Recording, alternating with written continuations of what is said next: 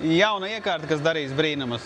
Mēs varēsim tagad taisīt personalizētas, individuālas apdrukas uz dažādiem materiāliem. Koka, stikla, kartona, krūzītēm, piekariņiem, da jebkā. Šo lietu liek šeit iekšā. Reku mēs uztaisījām pirmo testa printiņu, lai parādītu, ka šādu skatīšanas uzreiz arī pa tiešo var. Nu tā, šobrīd mēs drukāsim personalizētu kastīti, es parādīšu paraudziņu.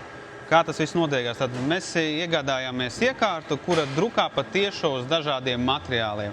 Un šajā gadījumā tā ir kastīte ļoti skaista, forša, un mēs viņu palaidām drukā. Vēl to krāsu, uzliksim krāsaino un pa virsu vēl laku. Būs kruta. Lazeru šovs, jā. To zaķīšu nevajag ķert, nav ieteicams. Pēc tam savādāk staiga apkārt un tādus dzeltenos fragmentiņus var redzēt.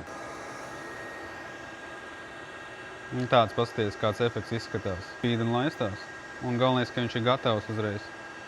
Čik un vir. Uz katra materiāla arī citādāk izskatīsies, ja?